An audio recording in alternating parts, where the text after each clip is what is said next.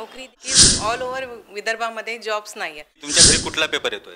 देशोन्नती. नागपूरची संख्या जी आपण 1991 मध्ये होती त्यापेक्षा अर्धी झालेली आहे.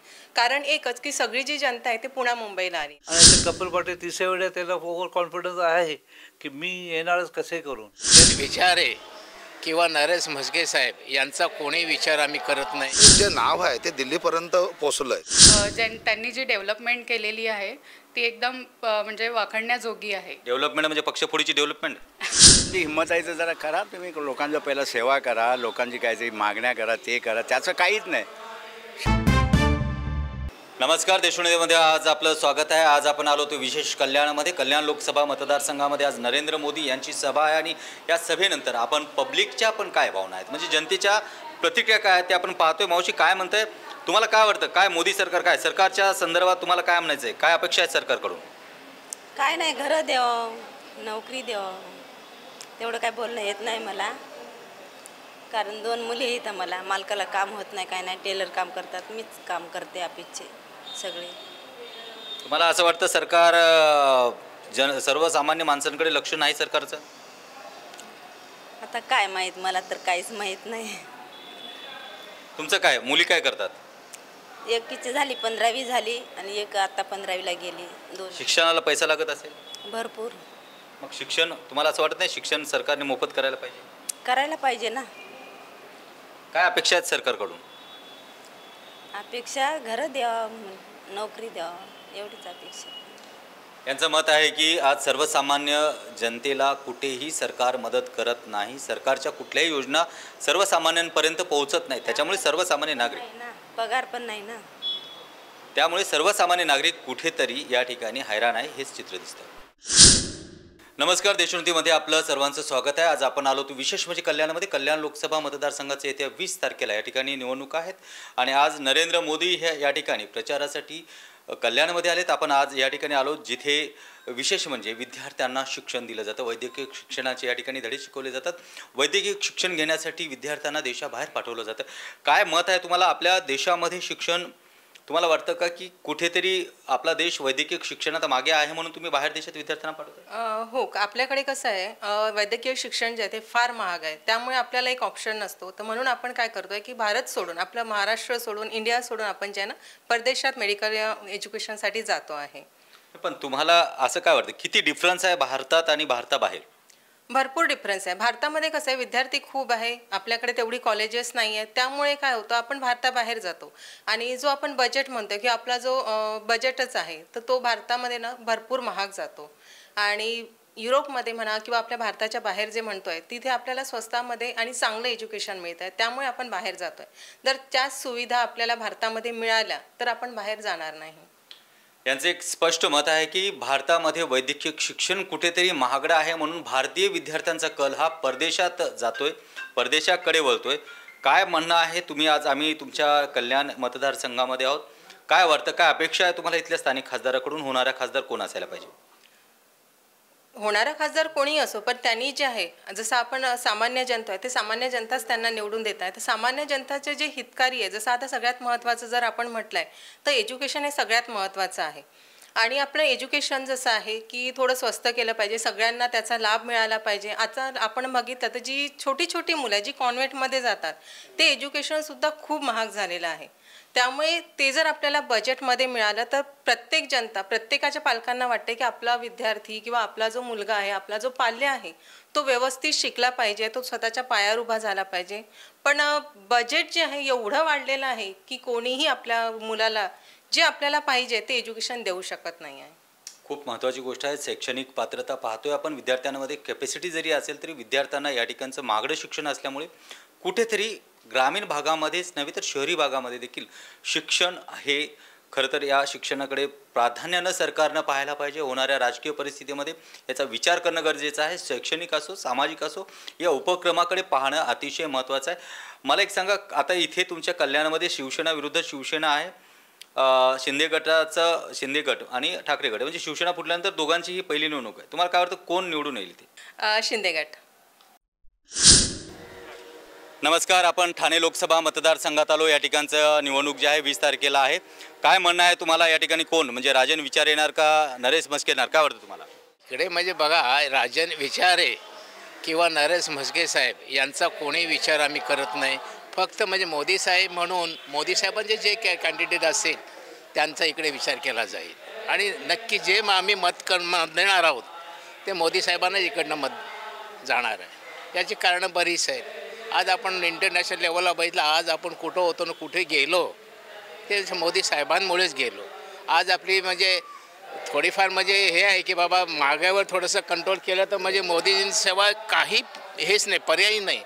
तुम्हाला काय वाटतं काका, एवढी महागाई वाढलेली आहे, जनता त्रस्त आहे आणि त्याचबरोबर महाराष्ट्रातलं राजकारण अगदी गढूळ झालं, काय म्हणणं आहे तुमचं? या महाराष्ट्रामध्ये खरोखरच केंद्रातल्या सरकारने जी काय भूमिका मांडली आणि आजपर्यंत ह्या जटी विजन झालं, या दिवाळ्या गावातलं एक स्मार्ट सिटी व्हिलेज म्हणून जे नावारूपाला आलं आहे ते आमच्या या बेलापूर पट्टीतल्या विधानसभेच्या कार्यसम्राट लोकप्रिय आमदार मंदाताई म्हात्रे यांच्या माध्यमातून हे दिवाळा गाव इतकं सुंदर असं साकारपूर्ण झालं. आज आपण तुम्ही समोरच बघितलं असेल मच्छी मार्केटचं जे मच्छी मार्केट बांधलं, ह्या मच्छी मार्केटची ज्याचं जे नाव आहे ते दिल्लीपर्यंत पोचलं आहे. म्हणजे दिल्लीपर्यंत या मच्छी मार्केटची रेलचल तिथपर्यंत झाली. मोदी सरकारच्या या माध्यमातून हा जो विकास घडत आहे हा विकास असाच कायम राहावा अशी मोदी सरकारनं आमची विनंती असेल. त्याचबरोबर महागाईच्या प्रश्नाबद्दल, महागाई ही कुठल्या पद्धतीने आटोक्यात आली पाहिजे. त्याच्याबरोबर गॅस असेल, तुमचं अन्नधान्य असेल, बाकीच्या ज्या काही गोष्टी असेल या कुठल्या गोष्टी आटोक्यात आल्या पाहिजे आणि मोदी सरकार त्याचा विचार करतील ही आमची खात्री आहे. आपण आहोत कल्याणमध्ये. कल्याणच्या आणि डोंबिवलीच्या परिसरामध्ये येत्या 20 तारखेला निवडणूक आहेत. या 20 तारखेच्या निवडणुकामध्ये म्हणजे महाराष्ट्रातील 5वा टप्पा आहे. महाराष्ट्रातील 5व्या टप्प्यामध्ये या निवडणुका होत आहेत. या ठिकाणी आज नरेंद्र मोदी हे सभेला येत आहेत. या ठिकाणी विशेष श्रीकांत शिंदे विरुद्ध त्यांच्या वैशाली दरेकर अशी ही लढत आहे. शिवसेना विरुद्ध शिवसेना लढत आहे. काय म्हणणं आहे तुमचं? क्या कहना चाहते हो कि यहाँ पे कौन आ सकता है और आपको क्या लगता है कैसा खासदार होना चाहिए? मैं डोंबिवली में रहता हूँ. डोंबिवली में श्रीकांत शिंदे काफ़ी डेवलपमेंट किया, बाकी काम किया. डॉक्टर है वो यंग है, वो बाकी अच्छा डेवलपमेंट किया. जो मन में लिया वो पूरा कंप्लीट किया. डोंबिवली में बहुत अच्छा डेवलपमेंट हुआ. एजुकेशन जो है बच्चा लोग जो पढ़ता है उन लोग एजुकेशन का फीस कम होना चाहिए, नहीं तो ना का बराबर होना चाहिए. जो इंडिया में जो मेडिकल कॉलेजेस वगैरह कम है, लेकिन कॉलेजेस बढ़ना चाहिए. जो इंडिया में बहुत काफ़ी स्टूडेंट मेडिकल एग्ज़ाम देता है, 25 लाख स्टूडेंट अभी एग्ज़ाम दिया अपना. बस ये जो कॉलेजेस है एक लिमिटेड कॉलेज है, लिमिटेड सीट है. इन लोगों को एक डॉक्टर बनने का एक सपना लेके आता है, कोई इंजीनियर बनने के लेके सपना आता है. इन लोग पूरा कंप्लीट नहीं हो पाता है. अपना इंडिया का पॉपुलेशन बहुत ज़्यादा है. पॉपुलेशन के हिसाब से अपने पास कॉलेजेस वगैरह बहुत कम है. बच्चा लोग को इसके लिए करता है, ये बच्चा लोग बाहर जाता है, विदेश जाता है पढ़ने के लिए. वो बहुत मुश्किल से विदेश में जाके पढ़ के आता है. अपना माँ बाप बच्चा को दूर भेजने का थोड़ा सोचता है. अपने इंडिया में बहुत कॉलेजेस वगैरह ज़्यादा बढ़ेगा, अपना बच्चा अपना कंट्री में पढ़ेगा. जो इंडिया का जो पैसा अदर कंट्री पे जो लेके जा रहा है वो अपने इंडिया में रहेगा. आपको लगता है यहाँ पे कहीं सरकार समाज और एजुकेशन के इसमें कुछ दुर्लक्ष कर रही है? अभी एजुकेशन के बारे में कुछ भी नहीं हो रहा है. एजुकेशन जो है अभी जो जैसा चल रहा है पुराना वैसे ही चलते आ रहा है. एजुकेशन के लिए कॉलेजेस बढ़ना चाहिए और वो स्कूल बढ़ना चाहिए. लोगों को सब अच्छा सर्विस मिलेगा. क्या लगता है आपको, आपकी बार 400 पार करने वाले मोदी, आपको क्या लगता है कि 400 पार होने के बाद कुछ देश का सपना कुछ अलग हो? 400 पार हो तो मोदी गवर्नमेंट बहुत कुछ कर सकता है. उनका बस क्यों अभी क्यों नहीं कर सकता है? अभी भी कर सकता है, ऐसा नहीं. 400 पूरा आएगा. 400 पार होने की क्या जरूरत है कि मोदी को काम ही करना है, तो 400 पार की क्या जरूरत है? 400 पार होना चाहिए. होएगा तो पूरा कंप्लीट जो उनका मन का है वो स्पेशली वो पास करके वो लोग कंप्लीट करेगा. नाही, तुम्हाला काय वाटतं की या ठिकाणचं म्हणजे इथला कोण खासदार असायला पाहिजे किंवा देशाचा पंतप्रधान कोण असायला पाहिजे? आता काही सांगता येत नाही. आता मोदी सरकारने जी कामं केलेली आहेत ती चांगल्या पद्धतीने केलेली आहे आणि इथे मंदाताई म्हात्रेंनी मॅडमने भरपूर चांगल्या पद्धतीनं कामं केलेली आहेत. स्मार्ट विलेज जेटीची पण कामं चांगली केली आहेत. मच्छी मार्केट पण बांधून दिलेले आहेत. सर्व व्यवस्थित कामं केली, रस्त्याची पण कामं केली. छोटा शेवटचा प्रश्न विचारायचा, महाराष्ट्रामध्ये जे पक्षफुटी झाली किंवा जे गढूळ राजकारण आहे, जनता त्रस्त झाली. आम्ही गडचिरोलीपासून मुंबईपर्यंत सगळे टप्पे करत आलोय. काय मत आहे सर्वसामान्य नागरिक म्हणून, हे बरं आहे का? पुढच्या पिढीसाठी काय संदेश? अशा गोष्टीला ह्या राजकारणामध्ये जे काय हे चाललंय हे ॲक्च्युली तसं बघायला गेलं तर योग्य नाही. हे पक्ष फोडाफोडी प्रकरण आणि ज्या या गोष्टी घडत आहेत या घडीला कुठेतरी एक आळा बसायला पाहिजे आणि शासनाच्या माध्यमातून या ठिकाणी त्या गोष्टीला आळा बसून हे कार्य कुठल्या प्रकारे कुठल्या तरी याच्यामध्ये ते बसलं पाहिजे आणि ते बसून हे कार्य पुढे गेलं पाहिजे अशी मोदी साहेबांना आमची विनंती राहील. कारण हा पक्षफुटीचा जो काय प्रकार आहे तो बऱ्याच लोकांना त्रस्त झालेला आहे, कारण त्याच्यापासून बरीच लोक हैराण झाली आहेत का असं होतं आहे. आणि असं न व्हायला पाहिजे. या गोष्टी पक्षफुटी करण्यासाठी फार घातक असतात. त्या न होता आपण चांगल्या मार्गाने कुठलं सुशासन करणार याच्याप्रमाणे आपण पुढे जायला पाहिजे. खरं तर आम्ही पाहायला वेगळ्या विदर्भाची मागणी खूप जास्त होती. विदर्भातील जनता विदर्भाच्या बाहेर रोजगारासाठी पडते आणि आज आपल्याला खरंच विदर्भवासी मिळालेत. आज ह्या मॅडम आहेत, अमरावतीच्या आहेत, तुम्ही या ठिकाणी आलात. काय म्हणणं आहे तुम्हाला विदर्भामध्ये, तुम्हाला विदर्भ सोडायची वेळ का आली? ॲक्च्युली जॉबचा सगळीकडे प्रश्न आहे, त्याच्यामुळे जॉबला स्कोप कुठे आहे तर आपल्याला पुणे किंवा मुंबई ठिकाणीच जॉबचा स्कोप जास्ती मिळू शकतो. सो दॅट त्याच्यामुळेच इकडे मुंबईला शिफ्ट झालेत. तुम्ही तुमच्या घरी कुठला पेपर येतोय? देशोन्नती. मग तुम्हाला आज देशोन्नती परत एकदा मुंबईत आला, तुम्हाला काय वाटतं मुंबईमध्ये देखील तुम्हाला देशोन्नती पाहिजे? नक्कीच. आता 20 तारखेला या ठिकाणच्या निवडणुका आहेत. भलेही तुम्ही विदर्भातून आलात पण काय सध्याची परिस्थिती काय, तुम्हाला काय वाटतं कुठलं सरकार यायला पाहिजे?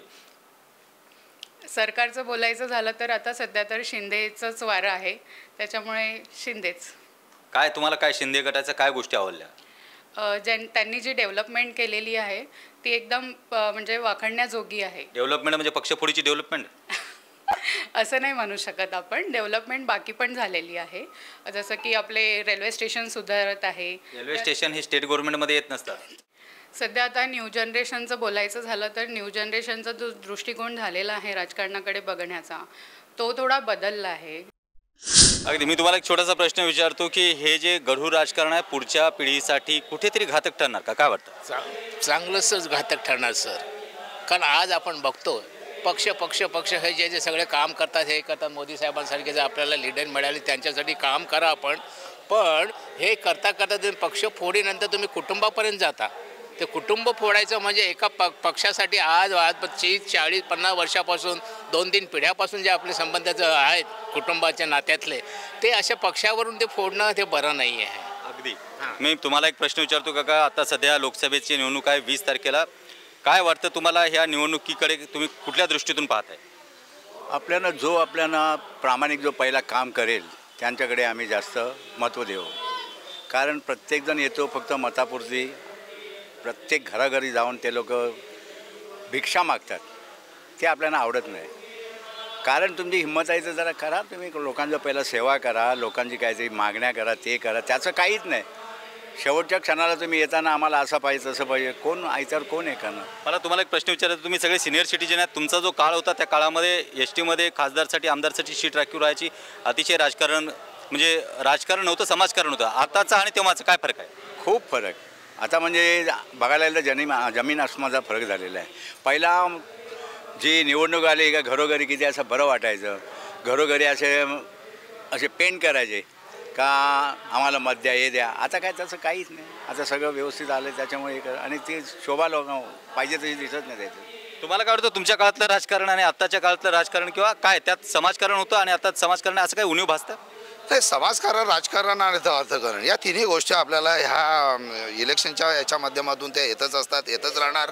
आणि समाजकारण हा एक मूलभूत अधिकार आहे. ठाणे लोकसभा मतदारसंघामध्ये या ठिकाणी बरेचसे विकास कामं झाले असं यांचं मत आहे. आणि विशेष म्हणजे खरंच या ठिकाणचं विकास कामं झालेले आहेत. राजकारण कितीही दूषित असेल तर विकास काम होणं हे गरजेचं आहे. हाच संदेश या ठिकाणी देण्यात आला आहे. Cameraman methyl तेरसेसह Swapnil दुधारे, हिवाळेगाव. मुंबई, पुणे, नागपूर, मराठवाडा असो का विदर्भ, राजकीय, सामाजिक, शैक्षणिक क्षेत्र असो का क्रीडा, सर्वच घडामोडीचे विश्लेषण पाहायला विसरू नका. फक्त देशोन्नती न्यूजवर.